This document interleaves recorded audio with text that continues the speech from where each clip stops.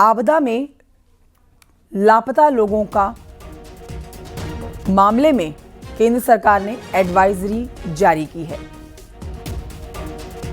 सचिव आपदा प्रबंधन विनोद कुमार सुमन का कहना है कि नई एडवाइजरी के तहत लापता लोगों को मृत माना जाएगा। इसके लिए परिजनों को अपने मूल स्थान पर रिपोर्ट दर्ज करानी होगी, जिसके बाद वहां से राज्य के संबंधित जिलों को रिपोर्ट ट्रांसफर होगी। जांच के बाद जिलों से डेथ सर्टिफिकेट्स जारी किए जाएंगे।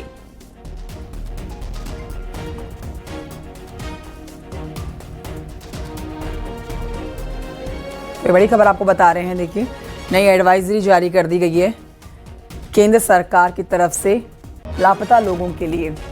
सुनिंद्र प्रभात से लेते हैं और जानकारी। सुनिंद्र प्रभात, वो सारे महत्वपूर्ण बिंदु बताइए जो लापता लोगों को मृत घोषित किए जाने पर सर्टिफिकेट दिए जाने के लिए केंद्र सरकार ने एडवाइजरी जारी की है।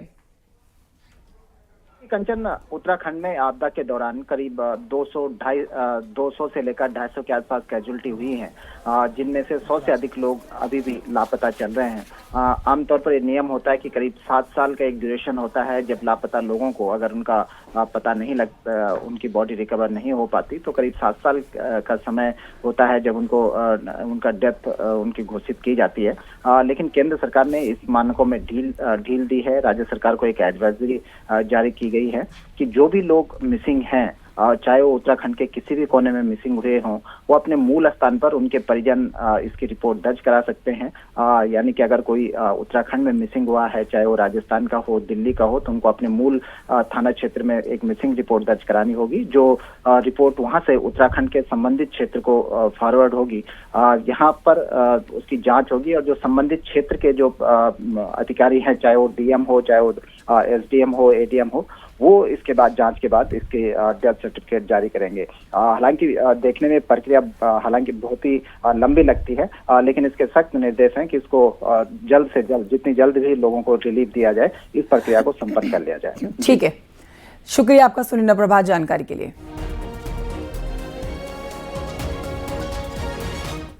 खबर देहरादून से अगली, जहां पर देर रात पटेल नगर कोतवाली के क्षेत्र बाजार चौकी पर सोशल मीडिया पर धर्म विशेष के खिलाफ आपत्तिजनक टिप्पणी के बाद बाहर सैकड़ों लोग जुट गए। नारेबाजी के साथ यह हंगामा किया गया। सड़क जाम करने की कोशिश की गई। पुलिस के समझाने के बाद भी भीड़ नारेबाजी करती रही और पुलिस की टीम के साथ भी धक्का मुक्की हुई। हंगामा जब बढ़ता गया, माहौल बिगड़ने लगे, तो फिर पुलिस ने भी लाठीचार्ज किया। भीड़ को तितर बितर किया गया। पुलिस का कहना है कि सोशल मीडिया पर टिप्पणी करने वाले आरोपी को हिरासत में लिया गया था।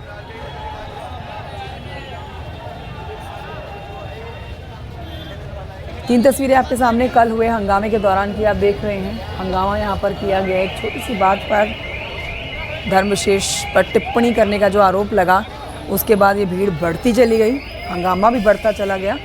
अब इसी बढ़ते हंगामे को देख के पुलिस ने मोर्चा संभाला और ये जो भीड़ पहुंची हुई थी यहाँ पर हंगामा करने के लिए, इसे लाठीचार्ज करके भगाया गया। एक्सक्लूसिवली आप तस्वीरें देख रहे हैं इस खबर से जुड़ी हुई। 3 तस्वीरों में आप इस खबर को समझिए। लोग हंगामा कर रहे थे, पुलिस इन्हें अलर्ट कर रही थी और फिर पुलिस को लाठीचार्ज करना पड़ गया।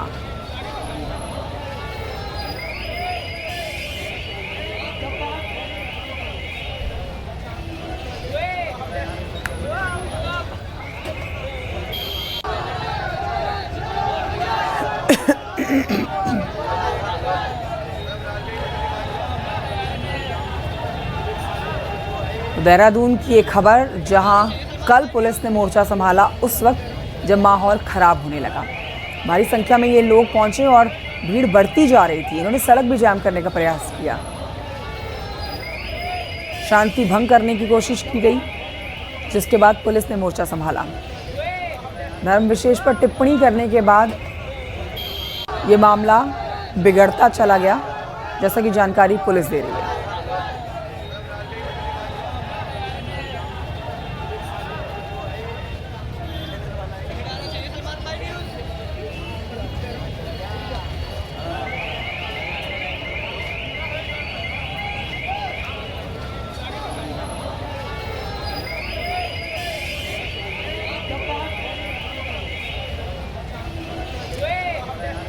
देहरादून से एक खबर।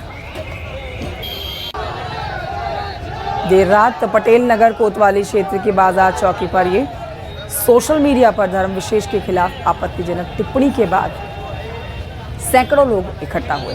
इस पर हमें और जानकारी देंगे सत्येंद्र बर्तवाल हमारे साथ मौजूद है फोन लाइन पर। सत्येंद्र, इस पूरी खबर पर इस समय के अपडेट्स भी दीजिएगा कि यहाँ पर आखिर इस समय कैसा माहौल बना हुआ है, क्योंकि जो देर रात की तस्वीरें देखी गई वो बिल्कुल विपरीत होंगी इस समय के हिसाब से जहाँ आप इस समय मौजूद हैं। देर रात हंगामा हुआ, भीड़ बढ़ती चली गई, पुलिस कह रही है कि धर्म विशेष पर टिप्पणी करने के बाद ही विवाद बढ़ा, लेकिन ये पूरी खबर क्या है बताएं।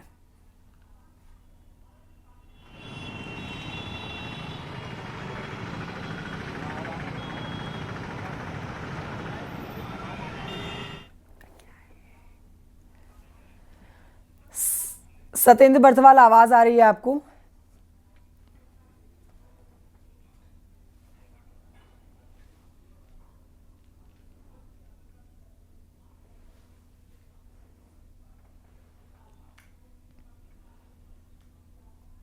तो देहरादून में कल माहौल खराब करने की कोशिश थी, जिसे पुलिस ने समय रहते ही संभाल लिया। धर्म विशेष के लोग भारी संख्या में पहुंचे, सड़क को जाम करने का प्रयास किया गया। पुलिस ने काफी समझाया, लेकिन जब बात हाथ से बाहर निकलने लगी तो यहां पर देहरादून पुलिस ने भी मोर्चा संभाला और भीड़ को तितर बितर किया।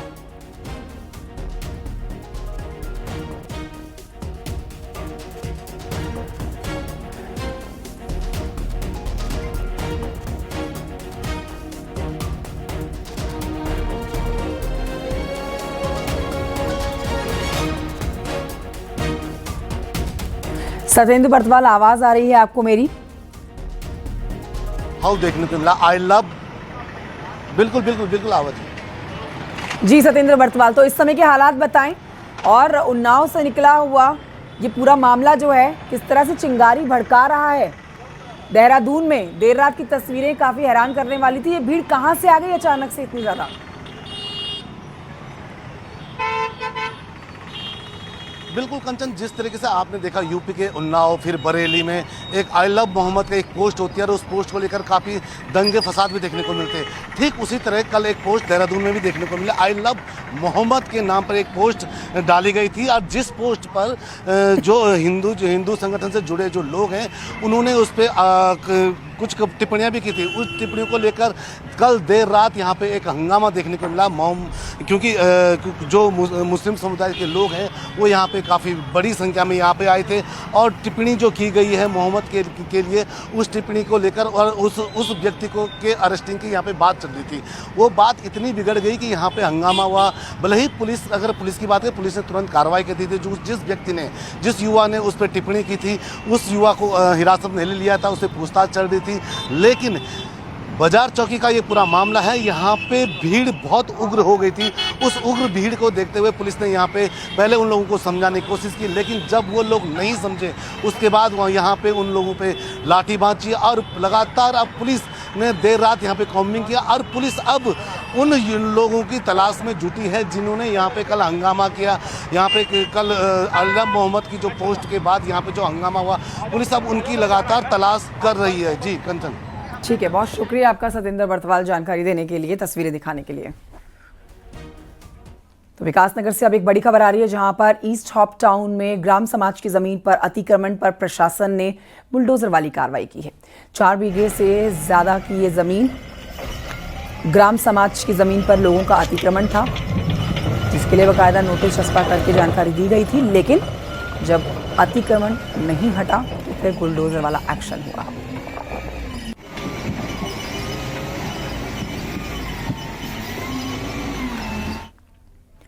रुद्रप्रयाग से अगली खबर है, जहां पर बद्रीनाथ हाईवे पर नरकोटा के पास में देर रात एक बेकाबू ट्रक 50 मीटर गहरी खाई में जा गिरा। हादसे में ट्रक ड्राइवर गंभीर रूप से घायल हो गया। स्थानीय लोगों ने गंभीर रूप से घायल ड्राइवर को इलाज के लिए अस्पताल में भर्ती कराया।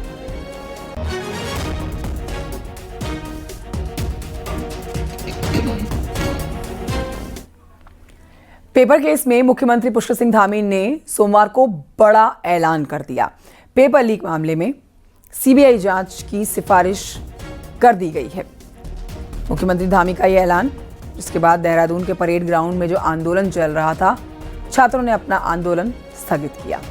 मुख्यमंत्री धामी ने परेड ग्राउंड आंदोलन पर जाकर इस बात का ऐलान किया।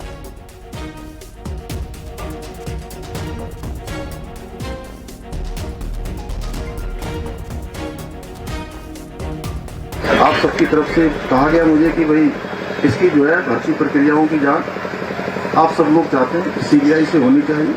तो मैं यहाँ पर ये आप सबके समक्ष कह रहा हूँ कि किसी प्रकार की कोई संदेह आपके मन में न रहे, कोई अविश्वास न रहे।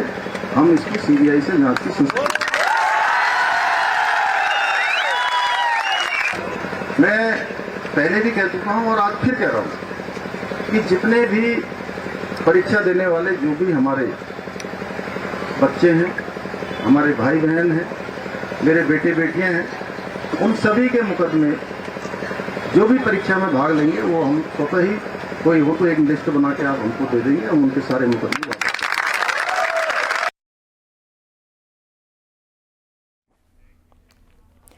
मुख्यमंत्री धामी ने सीबीआई जांच का ऐलान कर दिया तो देखिए प्रदर्शनकारियों ने अपना प्रदर्शन भी स्थगित कर दिया। प्रदर्शनकारी मुख्यमंत्री के घटनास्थल पर आने से काफी खुश दिखे और उन्होंने कहा कि उनकी सारी मांगें मान ली गई हैं। ऐसा पहली बार हुआ है जब कोई मुख्यमंत्री ऐसे धरना स्थल पर आकर प्रदर्शनकारियों से मिला है। पहले दफा उत्तराखंड में हुआ है कि धरना स्थल पर पहुंचकर किसी मुख्यमंत्री ने इस बात को कहा है और ये युवाओं की बड़ी जीत है, ये प्रदेश के युवाओं की बड़ी जीत है, उनकी एकजुटता की जीत है, उनकी ताकत की जीत है। और मैं चाहता हूं कि जिस प्रकार से युवाओं की इस मांग को गंभीरता से लिया गया है, आने वाले कुछ दिनों में ये परीक्षा निरस्त हो और युवाओं को कहीं ना कहीं संतुष्टि मिले इस चीज से। अब सीबीआई जांच के रास्ते में कोई एसआईटी या कुछ भी रोड़ा नहीं बनना चाहिए। एक स्मूथ तरीके से ट्रांसफर हो, पूरा केस सीबीआई की जांच हो। तो यूकेएसएससी मामले की अब सीबीआई जांच का ऐलान हो चुका है। तो मुख्यमंत्री पुष्कर सिंह धामी ने न्यूज 18 से एक्सक्लूसिव बातचीत भी की है। सीएम धामी कह रहे हैं कि वो छात्रों के भरोसे के लिए हर जांच कराएंगे। सुनिए। आज बहुत सारे विधायक भी आपसे मिले और सीबीआई जांच की बात सामने आई है, क्या कुछ है सर पूरा मामला? देखिए, हमारे आदरणीय विधायक लोग पूरे समय जनता के बीच में रहते हैं, छात्रों के बीच में रहते हैं और सभी लोग एक बात चाहते हैं कि छात्रों की जो भर्ती प्रक्रिया है जिस प्रकार से अभी तक निष्पक्ष और पारदर्शिता से हुई है, आगे भी वो उसी प्रकार से होती रहे। छात्रों का, उनके अभिभावकों का, हमारे बच्चों का जो विश्वास हमारी सरकार पर है, हम लोगों पर है, उसमें कहीं कोई कमी नहीं आनी चाहिए। और उसके लिए जहां हमने एसआईटी का गठन भी किया, रिटायर्ड जस्टिस यूसी ध्यानी जी की अध्यक्षता में वो कमेटी जांच भी करना उसने प्रारंभ कर दिया है। छात्र जिस प्रकार की मांग कर रहे हैं या जिस प्रकार की शंका व्यक्त कर रहे हैं, उनको कोई शंका न रहे। और आदरणीय विधायक गणों ने भी मुझे आज कहा है, चाहे आदरणीय खजानदास जी हों, आदरणीय उमेश शर्मा काऊ जी हों, अभी नरेश बंसल जी भी आए थे, और माननीय भारतीय जनता पार्टी के प्रदेश अध्यक्ष महेंद्र भट्ट जी और हमारे अन्य विधायकगण, अन्य हमारे जनप्रतिनिधिगण कि इसकी निष्पक्ष जांच होनी चाहिए। हमने कहा छात्र जो भी चाहते हैं, निश्चित रूप से हम छात्रों के हित में वो सभी प्रकार की जांचें करवाएंगे जिससे कि दूध का दूध हो, पानी का पानी हो। और अभी तक हमने जो भर्ती प्रक्रिया की है, पहले के समय में जो भर्ती प्रक्रियाएं होती थी उनमें अनेक प्रकार की अनियमितताएं पाई जाती रही हैं। 2003 से अगर हम बात करें, पटवारी भर्ती से ये सब चीज़ें शुरू हुई। उसके बाद भी जो भर्तियां अन्य अन्य कालखंडों में हुई हैं, उन पर कभी इस प्रकार की कार्रवाई नहीं हुई। ये पहला कालखंड है 2021 के बाद जिसमें सख्त कार्रवाई हुई। सख्त नकल कानून भी आपके कार्यकाल में? सख्त नकल कानून भी आया, सख्त कार्रवाई भी हुई और 100 से अधिक नकल माफिया जेल की सलाखों के पीछे गए। आपको ध्यान होगा एक समय वो भी था कि लांबा जिलाधिकारी होते थे, UKSSC के चेयरमैन। जब जांच पाई हुई तो उस समय पेपर जो है ऐसे स्थानों पर पाए गए, ऐसे स्थानों पर उनको हल करवाने का काम किया गया, वो जांचों में आया है और उन सभी पर कार्रवाई हमने ही की है। मेरे जीवन भर का संकल्प है, मेरे जीते जी, चूंकि नौजवानों के बीच में, छात्रों के बीच में मैं काम करता रहा हूं, इसलिए मेरे जीते जी कभी भी छात्रों के साथ मैं अन्याय नहीं होने दूंगा। किसी भी कीमत पर उनकी योग्यता, क्षमता, प्रतिभा के साथ अन्याय नहीं होने दूंगा। ये मेरा संकल्प है और इसी संकल्प को हम आगे बढ़ाएंगे। और जो एक छोटा सा संदेह हमारे बच्चों के मन में आया है, हम उस संदेह को नहीं रखना चाहते। कैमरा पर्सन दीपक उपाध्याय के साथ सुनील नौप्रभात, न्यूज़ 18 देहरादून। तो 22 सितंबर से देश भर में GST 2.0 लागू हो गया। कई सेक्टर्स में इसका फायदा दिखा, लेकिन कई सेक्टर्स ऐसे भी हैं जहां पर दुकानदार मान रहे हैं कि जब तक पुराना सामान नहीं निपटेगा वो नए किसी भी सामान में छूट नहीं देंगे। जबकि GST डिपार्टमेंट इस अंधेर गर्दी पर आंखें मूंद कर बैठा है।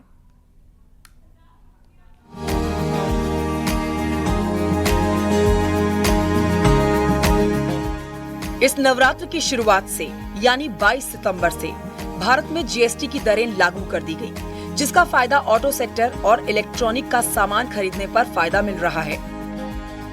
लेकिन बाकी सामानों में ग्राहकों को ज्यादा फायदा नहीं मिल पा रहा। हालांकि कई सेक्टर ऐसे हैं जो मानने को तैयार नहीं है कि GST कम हुई है तो उसका फायदा लोगों को मिले। वहीं कई दुकानदार खुले आम कह रहे हैं कि जब तक पुराना सामान निपटेगा नहीं तब तक वो सामान पर कोई छूट नहीं देंगे। जबकि व्यापारी नेता लोगों को समझाने की बात कहते हैं। वो कहते हैं कि GST की छूट का फायदा लोगों को हर हाल में दी जानी है।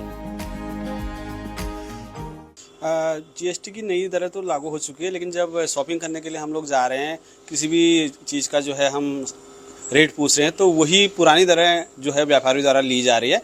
इसके लिए हमने सरकार से हम अपील करना चाहते हैं कि जो है नई दरें जो है लागू की जाए और जिससे जनता को, आम जनता को लाभ मिल सके। कि गवर्नमेंट ने हमसे साफ साफ कहा है, जो आपका स्टॉक है, जो आपका गोदाम में माल है या दुकान में माल है, अगर उसमें GST और कम हुई है तो जो डिफरेंस है वो गवर्नमेंट देगी। वहीं अधिकारी हैं कि उनकी जांच सिर्फ ट्रेनिंग सेशन तक सीमित है। कार्रवाई के नाम पर वो अपने हाथ बंधे होना बताते हैं और लोगों को जागरूक करने की बात कह रहे हैं। तो इसका प्रोविजन जो है एंटी प्रॉफिटिंग जो एक्ट है हमारे यहाँ, भले कि हमारे एक्ट में प्रोविजन है, लेकिन उसको गवर्नमेंट ने जो है, सेंट्रल गवर्नमेंट ने रोक दिया है। तो उसमें हम उस तरह से कार्रवाई नहीं कर सकते, लेकिन हम ये कोशिश कर रहे हैं कि सभी लोगों को जो है, जो टैक्स रेट में जो छूट मिली है उसका लाभ मिले। सरकार का पूरा फोकस है कि GST की घटी नई दरों का फायदा लोगों को मिले, लेकिन नियम लागू होने के बाद भी उसका फायदा नहीं मिल पा रहा। हल्द्वानी से शैलेंद्र नेगी के साथ देहरादून से भारती सकलानी उनियाल की रिपोर्ट। पिथौरागढ़ में मौसम के मिजाज से अचानक से बदलाव देखा गया है, जिसमें मुख्यालय सहित कई इलाकों में सुबह से रिमझिम बारिश हो रही है। बारिश होने से लोगों को उमस भरी गर्मी से छुटकारा मिला। मानसून की विदाई के बाद ये पहली बारिश है। हायर हिमालय में मौसम का मिजाज बदलने से ऊंचाई वाले इलाकों में हल्की बर्फबारी भी हुई।